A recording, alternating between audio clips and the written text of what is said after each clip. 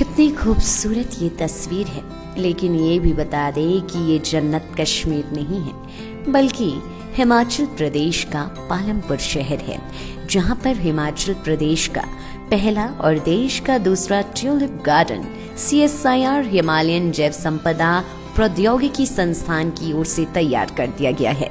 पालमपुर में ये गार्डन अब आम लोगों के लिए भी खुल गया है ताकि लोग इसकी सुंदरता को निहार सके। बड़ी बात यह है कि इस गार्डन में लगाए गए ट्यूलिप पौधे स्वदेशी हैं और हिमाचल के लाहौल स्पीति में तैयार किए गए हैं। पालमपुर में मिली ट्यूलिप गार्डन की सफलता के बाद अब संस्थान प्रदेश में अन्य स्थानों में भी गार्डन तैयार करने की योजना बना रहा है। जानकारी के मुताबिक इससे पहले देश में श्रीनगर में एकमात्र ट्यूलिप गार्डन था, जिसे देखने के लिए देश भर में लोग जाते थे। इस गार्डन से तैयार होने वाला ट्यूलिप पौधा यूरोप में आयात किया जाता है। वहीं भारत के ट्यूलिप के पौधे नीदरलैंड, हॉलैंड और अफगानिस्तान से आयात किए जाते हैं। मुख्य रूप से भारत के लिए अफगानिस्तान की आयात का मुख्य माध्यम है। अब अफगानिस्तान के हालातों को देखते हुए आयात करना संभव नहीं रहा है। ऐसे में CSIR IHBT ने लाहौल स्पीति और लद्दाख के किसानों को प्रोत्साहित करने के लिए वहीं ट्यूलिप के पौधे तैयार किए हैं। पहाड़ी इलाकों में ट्यूलिप ज्यादा पनपता है। गार्डन में लगाए जाने वाले फूलों से सुंदरता को चार चांद लग जाती है। CSIR हिमालयन जैव संपदा प्रौद्योगिकी संस्थान के निदेशक डॉक्टर संजय कुमार का कहना है कि ट्यूलिप एक ऐसा फूल है जिसको हर एक आदमी देखना चाहता है। देश में ट्यूलिप के बल्ब को विदेशों से आयात किया जाता है। CSIR IHBT पालमपुर ने इस पौधे पर काफी शोध किया और ट्यूलिप के बल्ब का हिमाचल प्रदेश के लाहौल स्पीति में प्रयोग के तौर पर इनको लगाया और वे काफी सफल रहे। और फिर संस्थान में ट्यूलिप गार्डन की स्थापना से पहले ही इसके बारे में 2 से 3 वर्ष तक काफी शोध किया गया। डॉक्टर संजय कुमार ने कहा कि ट्यूलिप गार्डन का ये उद्देश्य है कि हमारे बच्चों को पता चलना चाहिए कि पौधों में कितनी खूबसूरती होती है। हमारा एजुकेशन टूरिज्म को बढ़ावा देने का उद्देश्य है ताकि बच्चे भी इस दिशा में अपना भविष्य बना सके। देखिए, अभी ट्यूलिप में कई किस्म के शोध हमारे यहाँ जारी हैं। कुछ शोध हमारे यहाँ ऐसे हो रहे हैं जिसमें कि हम इसके नए किस्म के फूल तैयार कर सकें। कुछ शोध हमारे पास ऐसे भी हो रहे हैं जिसमें हम इसकी शेल्फ लाइफ को बढ़ा सकें। हमारे पास ऐसे शोध भी हो रहे हैं जिससे कि जो ट्यूलिप बल्ब की पैदावार उसके लिए हम सिर्फ लाहौल स्पीति में नहीं और इलाकों में भी कर सकें। तो इस तरीके के कई सारे शोध हमारे संस्थान में इस समय चल रहे हैं और हमें पूरी उम्मीद है कि जल्दी इन शोधों की बदौलत आप देखेंगे कि ट्यूलिप गार्डन की जो लाइफ है वो काफ़ी ज़्यादा बढ़ सके।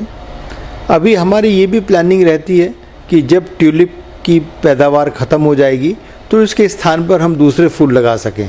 तो इस तरीके का काम चला हुआ है, जिससे कि अगर कल को पर्यटन विभाग कहीं पर ऐसी चीज़ लगाने की सोचता है जैसे ट्यूलिप गार्डन, तो और पर्यटकों को आकर्षित करने के लिए अगर हम उनको सजेशन देना हो कि आप ट्यूलिप के बाद आप कौन सी फसल लगा सकते हैं जिससे पर्यटक साल भर इन चीज़ों का आनंद लेते रहें, तो ऐसी चीज़ें भी हम पर्यटन विभाग अगर चाहेगा हमारे साथ जुड़ना तो हम उनको सलाह देंगे।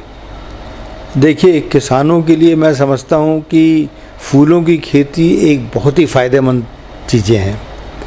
एक अगर आपको मैं मोटे तौर पर बताऊं कि 500 स्क्वायर मीटर से एक किसान 1.5 से 2 लाख रुपए तक बड़े आराम से कमा सकता है। और ट्यूलिप की अगर हम ढंग से मार्केटिंग करने की सोचें तो 500 स्क्वायर मीटर से वो कम से कम 4 से 5 लाख रुपए भी कमा सकता है। तो इतनी कम ज़मीन से इतनी ज़्यादा कमाई करना कोई आसान काम नहीं है। इस समय देखिए, बाज़ार में जो ट्यूलिप की एक डंडी मिलती है 150 से 300 रुपए तक जाती है, डिपेंडिंग अपॉन कि किस तरीके से कहाँ किस तरीके से जाता है। लेकिन किसानों को वो कम पैसा थोड़ा देते हैं, 35 से 40 रुपए कई बार देते हैं। लेकिन अगर हम सीधे किसानों का संपर्क कस्टमर के साथ करें या B2B करें तो किसानों को और ज़्यादा मुनाफा हो सकता है। अभी तो हम 4 से 5 लाख की बात कर रहे हैं, तब इसका मुनाफा और ज़्यादा हो सकता है। तो किसानों के लिए मैं समझता हूँ कि माननीय प्रधानमंत्री जो हमारे हमेशा कहते हैं कि हम किसानों की आय दुगनी करें। जितना भी ट्यूलिप गार्डन बनाया गया या जितने भी ट्यूलिप के फूल होते हैं वो सारे के सारे बाहर से उसके लिए बल्ब आते हैं। तो हमने कहा कि क्या हम अपने देश में इसके बल्ब तैयार करने की कोई जगह नहीं बना सकते।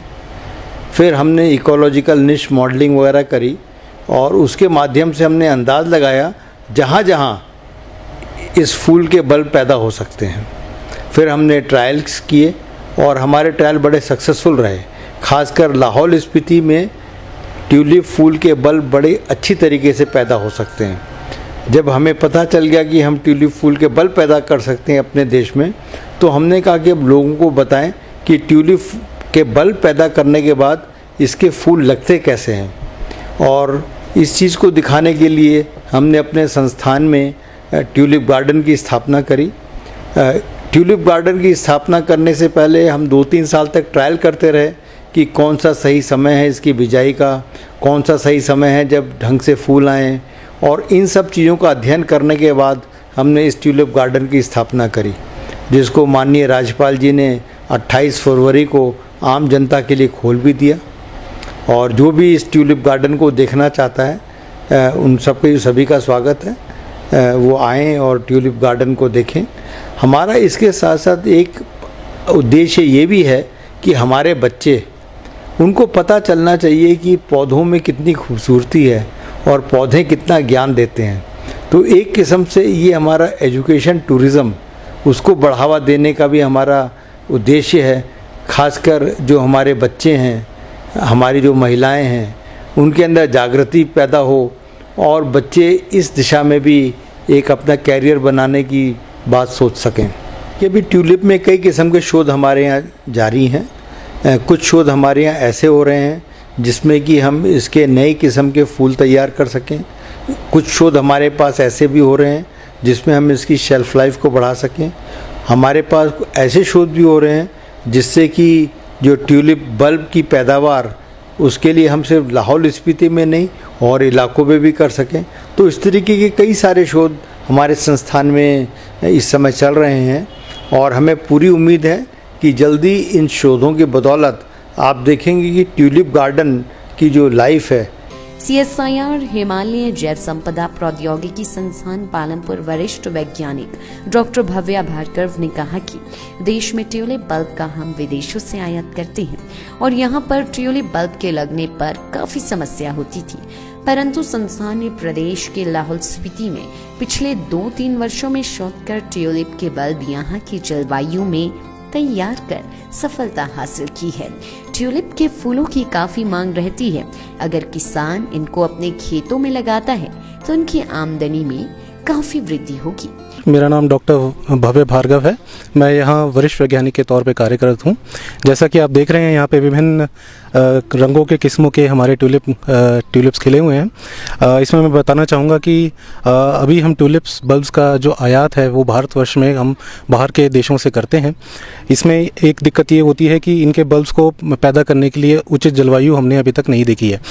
हमने संस्थान में अपने शोध कार्यों से इसको उगाने का 2-3 सालों से शोध कर रहे हैं, जिसमें हमें सफलता मिली है और इसको हम आगे शोध कार्य इसलिए कर रहे हैं जिनके इनके बल्ब को मल्टीप्लिकेशन हम उचित जलवायु में करवा सकें।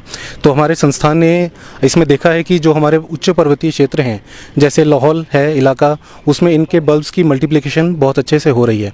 तो हम आगे के वर्षों में देखना चाह रहे हैं कि अपने जो हमारे लद्दाख के किसान हैं या फिर लाहौल के किसान हैं, इनके बल्ब मल्टीप्लिकेशन करके इसमें अच्छी आमदनी प्राप्त कर सकें।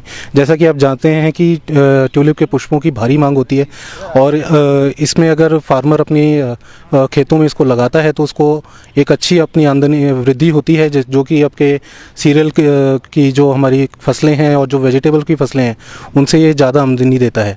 तो हम यही CSIR HBT का प्रयास है कि हम इस ट्यूलिप की खेती को और बढ़ाएं और देश को हम अपने लाइफ टाइम्स टीवी के लिए धर्मशाला ब्यूरो की report. Goel Motors Premier League 2022 cricket battle starts from 16th March 2022. 10 teams, 150 players, 20 league matches, 2 semi-finals and final with grand ceremony. Don't miss the grand opening. Watch live on GMPL app and Live Times TV. Download the GMPL app from Google Play Store or iOS. And for live action, follow us.